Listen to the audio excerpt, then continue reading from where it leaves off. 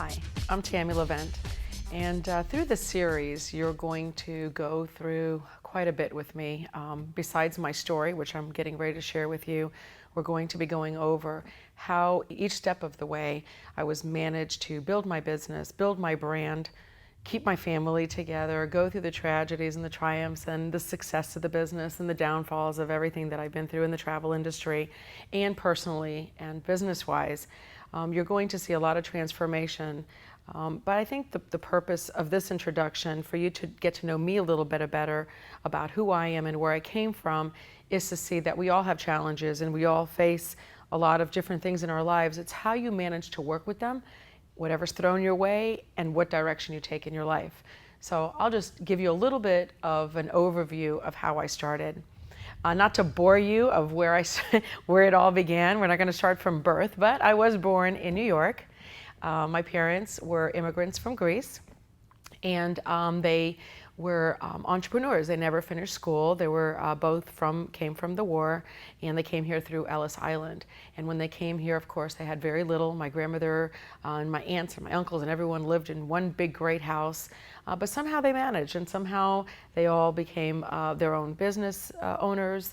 They all worked for other people, and they happened to build their family and their business and their brand along the way. And again, without education. So I think most of everything that we do in our lives before all that is a lot of common sense and how you have to have that drive in order to succeed. And my family definitely had that instilled in them. So my father was a singer, gone chef. And he decided that he and my mother decided to open up a restaurant, and they opened up a little 7-seater stool restaurant, the ones you see in New York that you go in and just have a bagel and a cup of coffee. And from that, after a couple of years, they built a huge restaurant that would fit 200-300 people right across from Madison Square Garden. And they retired when they were both in their 30s. From that restaurant, and then they couldn't sit still and they opened up more and more and more. So I grew up in the restaurant business, and honestly I hated it when I was growing up because I never saw my parents. They were always wrapped up and busy in the restaurant business, and I swore to myself that when I grow up I will never ever ever have a restaurant. Of course then I go into other business that I'm open 24 hours a day. We're not going to get into that quite yet, but it didn't matter. The point being is that I grew up with a family of entrepreneurs. So when my family put me in school, I went to a Greek private school, and it was just like my big fat Greek wedding, exactly that same family. You weren't allowed to go out, you weren't allowed to have friends. It was school, home. And I was in my own way very driven. I got skipped a grade, so I didn't, I finished high school through the years. We moved to Florida, and I went to high school in Tarpon Springs, Florida. Graduated high school, but I was always one step of the game. Always wanted to succeed and get out there and do things, and very driven, like I had mentioned.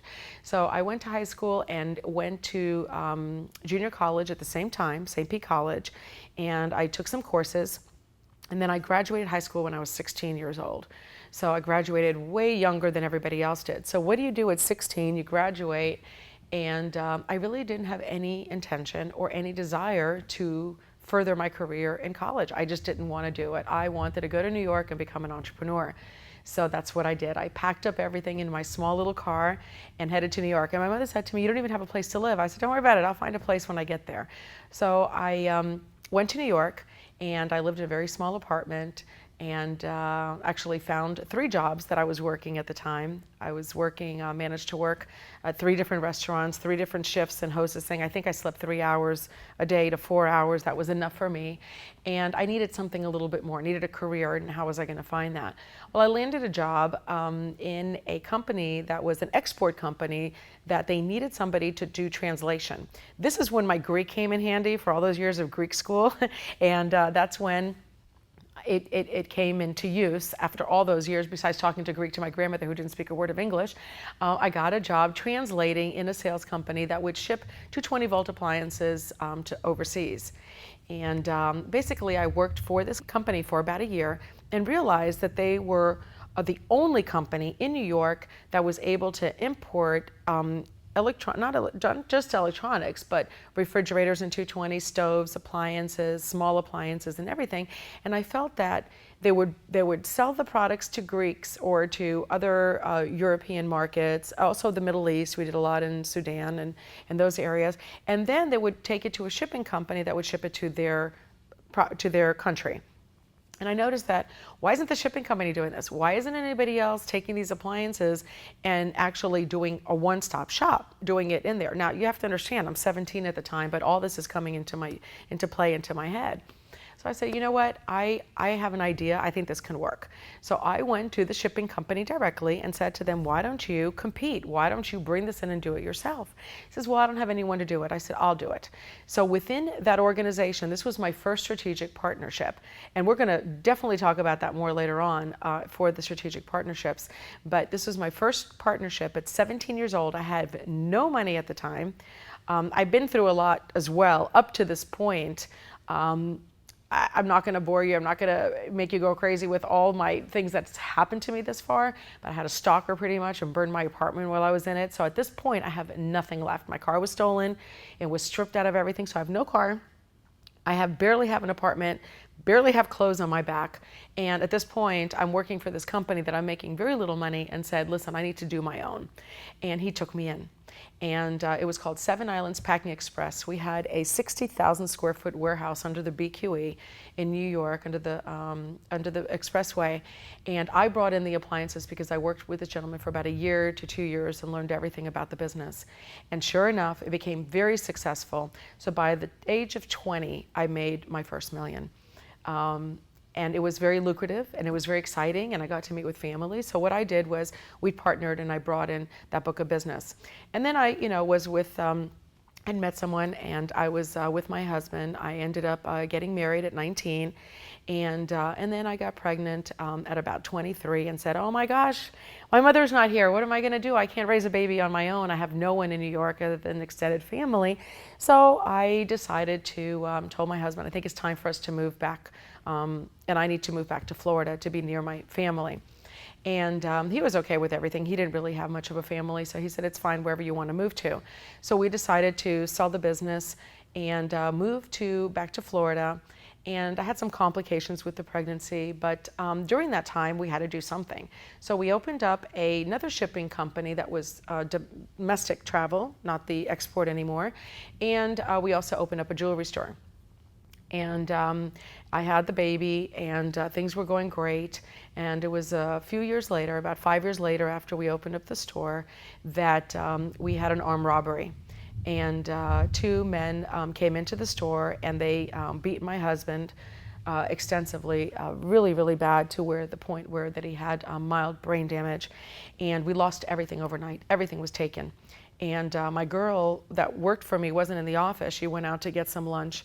And right at that time is when they beat him severely.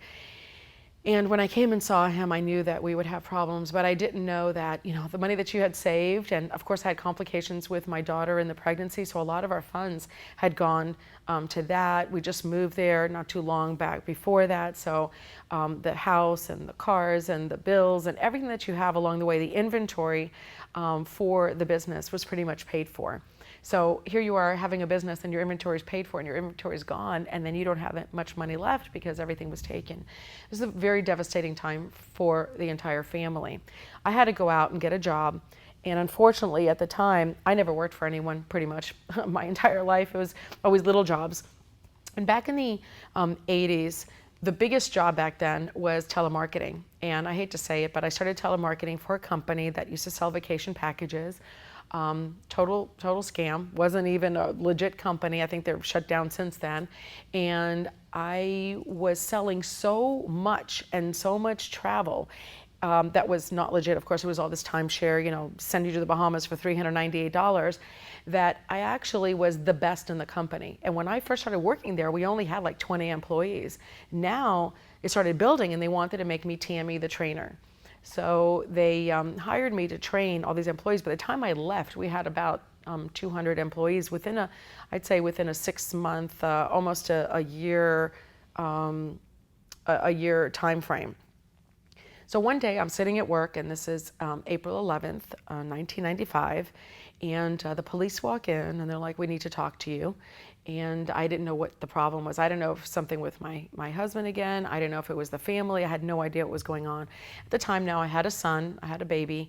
So I had my daughter, who was 9 years old, and my son who was, well, my daughter was 8, I'm sorry, and my son was around 2 at the time. And they told me that my grandmother was driving, and there was a really bad accident. She was driving, and she had passed out at the wheel going from my house to their house, which is probably a mile away. It's not that far. And my daughter took control of the car, and she was 8 years old at the time with my baby in the back. And she tried to put the car into park, but she didn't know that she had to squeeze the buttons into the console. It's a little Ford Escort, and she didn't know what to do. The car's going 45 miles an hour, uncontrollable down a winding road, and she turned the steering wheel to her right, so that made my grandmother's body fall on top of her, but they ran into a house going 45 miles an hour. And my baby was freaking out in the back because he saw that his sister was going screaming, that he untied his seat belt and the seat chair in the child seat, and he went into the front, which was the worst thing that he could have done. And but when the car turned to the right, her body fell on top of Katie, and they crashed right into a brick wall, and the engine came through and crushed my grandmother and killed her instantly. And my daughter still went through the windshield. But the worst part was, my son did as well, but the worst part was the air conditioning. Somehow the metal grid of the air conditioning inside actually hit her right into her face, and my daughter's face was completely torn off. Her tongue was severed, and she was told she'd probably never talk again. And my son had an orbital eye fracture, and all this was completely fractured, and they had to take out a piece of rib bone and remake his entire eye, and had multiple surgeries since then. And my daughter, they're both beautiful children, and they've come a long way. As a matter of fact, my daughter works for me. She's vice president of the company, and my son works and lives in New York right now. She's 27 and he's 21. So we've been through a lot of challenges with the kids. But this is where the travel industry started for me. So of course I'm working with this telemarketing company that I don't want to be at. And my boss calls me. This happened on a Tuesday, and on a Thursday she calls me. She says, "We have people you need to train. When are you coming back?" So I can't really show you what I did and what I said. But let's just say that I walked out of there with every right to do so with what happened. And a nurse came into the room because I had both kids laying next to each other. One couldn't see, one couldn't talk. It was horrible. It was so horrible. We had a funeral to deal with, and I was devastated. And I would cry. I would look at my children. I would just stare at them. I would not sleep at all. At all. When I tell you sleep at all, I'm talking, I was up probably two days. I couldn't do anything about the funeral either because it was Holy Week. So because it was Holy Week, we couldn't have the funeral till after Holy Week was over. So we had to wait for about a week. So I wasn't sleeping. And a nurse came in. She goes, "We noticed that you're not sleeping. You're going to have to leave the hospital unless you start sleeping." And I said, "Well, it's not that easy." So then I shared my story with her and told her, "This just happened 6 months ago. I just lost everything financially. Here I am right now with 2 kids in intensive care. I have no money. I have a business right now. I'm probably at minus about $180,000 at this point. Medical bills are staggering. I refuse to go bankrupt. I have to figure out what to do. Oh, people can only help you so much in your community. I need to do something." And she goes, "If it had nothing to do with money, what would you do?" That was the question. And that's the question that I ask you as well. If your passion is travel, then of course you're in the best place you need to be. And she goes, "If it had nothing to do with money, what would you do?" And I said, "I would travel the world. It's something that's entertaining. It's something that you can't take away. I could die tomorrow, and I can always have every memory of every trip that I've ever taken. And I'm sure that you feel the same way, and that's why you're in the business that you are." And she said to me, "Okay." And she happened to give me a newspaper. And I strongly do not believe in coincidences, actually, in all these years of everything that I've been through. And she brought me the newspaper, and in the paper there was a job that was for outside sales for corporate travel. And I called the man. I don't think he had a choice. He had to hire me because I wasn't going to get off the phone unless he said okay or meet with me. And I did get the job. It was a very flexible job, so I could still be with my children, still grow his business. And I promised him, I said, I'm going to grow your business as though it was my own. And honestly, he taught me a lot about the industry. His ways were the same conventional ways in the travel industry. My ways were off the cuff, very different. I always had a vision for branding and marketing a very different way. So I built his business. He would tell me to go around the corner and get a travel client, let's say for corporate incentives or for corporate travel. And I said, this is ridiculous. And the first account that I got was Frito-Lay. The second account I got was PepsiCo. I've gotten Icon Office Solutions as one of my accounts and did a huge event for 10,000 people for Tech Vision over in Orlando.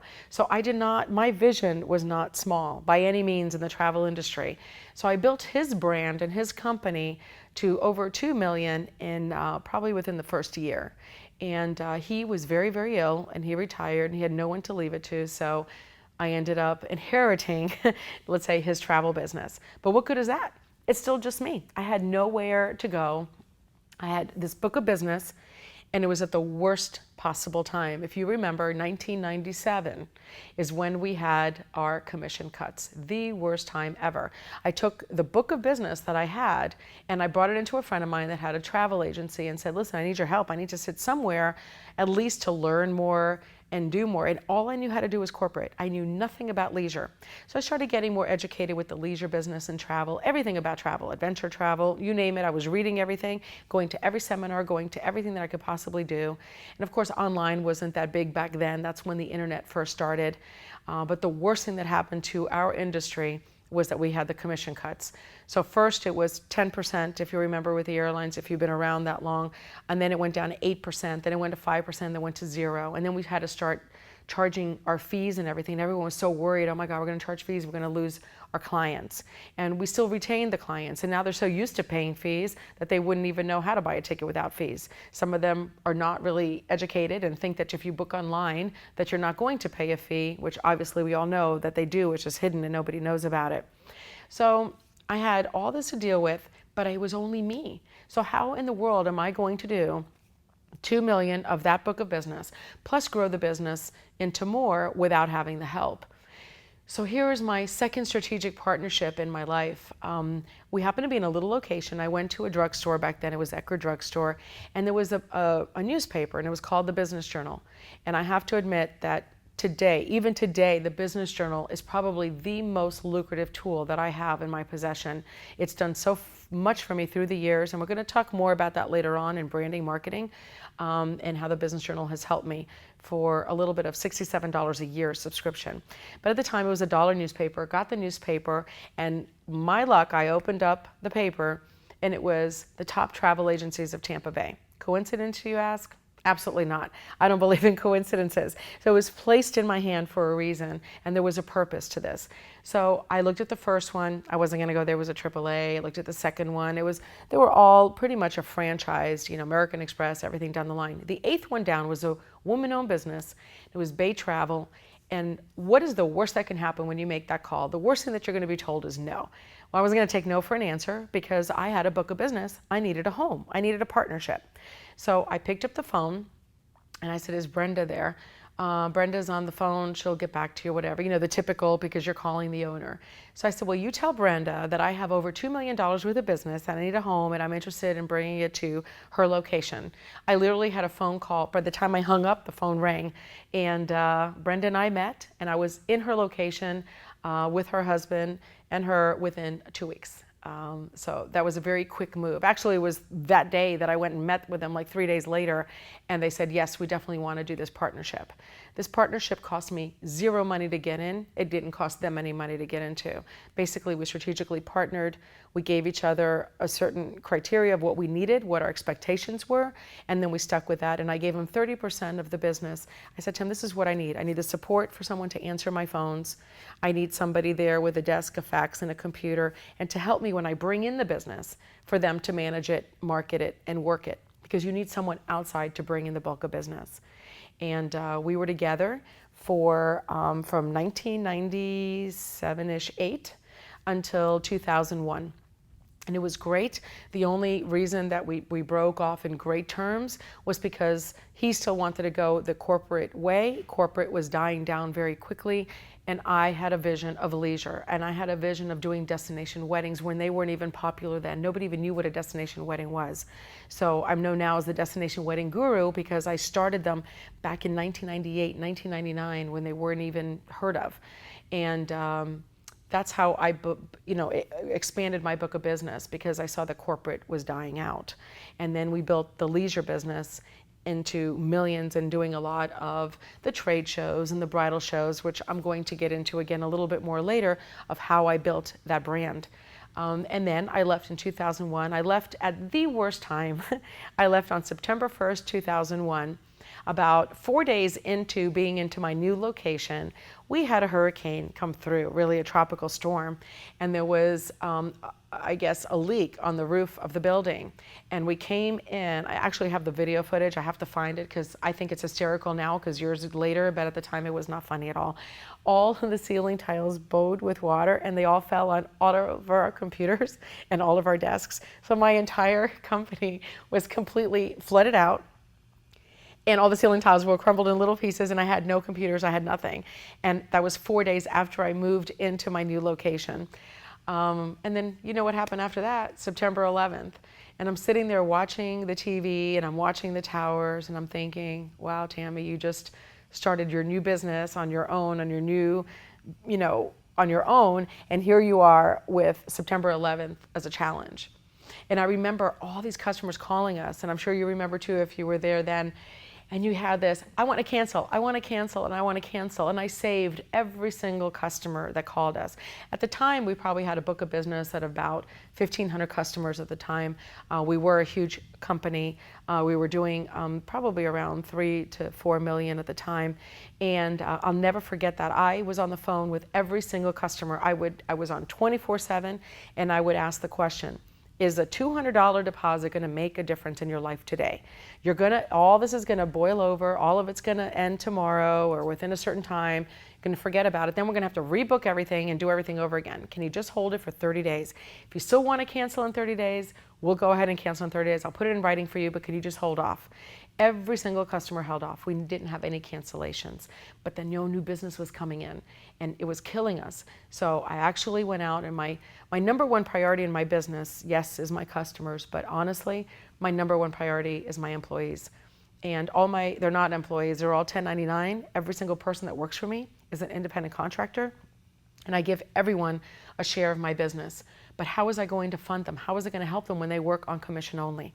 So I ended up actually refinancing my home, taking out cash and paying them and helping them. And I believe so much in my company and in my employees. I have to say that everyone has been with me for so many years. My first people have been with me since probably 2000. So you're looking at people have been with me for 13, 14 years and haven't gone anywhere on just commission base. But you got to be there for them and you have to be able to help them because they are the backbone of your company. If you don't have the right people, it doesn't matter what clients you get in, you're going to lose them unless you have the right company and the right group of people and that bond that everyone works together. Everyone has to work together. So I was very blessed that I overcame all these challenges, brought my company to where it is. And I can go on and on with the story in the travel industry. I think all of you knew we surpassed September 11th. And then the biggest challenge we had, of course, was the onlines and what the onlines did to our business. And instead of me folding and saying, you know what, I'm going to sit here and cry over it, or I'm going to lose my business, or what am I going to do? I'm not an online agency. I decided to go head to head with the onlines. And that's where the story continues. And I'm here to help you and support you in your business and your brand. And not because, people ask me, why are you doing this, Tammy? And it's not because I'm making anything off of this. Honestly, for what we're charging and what we're doing for this is very minimal to what I'm getting back at this. The reason for this is to educate the travel agent, to bring them to the fact that they are entrepreneurs. You are a business owner. You're not just a travel agent. I get that all the time, oh, you're just a travel agent. I'm not just a travel agent. I own a business, just like anybody else does. And I'm here to build my brand, to build my business. But the most important thing is that we're an art, and it's dying. You have a lot of our generation that has it is now retiring or getting out of it, and we need new blood. We need our youth to get into the tourism and travel industry and to see that it's not just the onlines. And that's why I'm here, and that is my story. And there's a lot more along the way. And then I will be discussing all of that. But I just did want you to know a little bit about me and my background and where I'm at. I'm currently remarried and very happy and traveling quite a bit. And I'm here doing the series for all of you and look forward to sharing more of my story with everyone out there.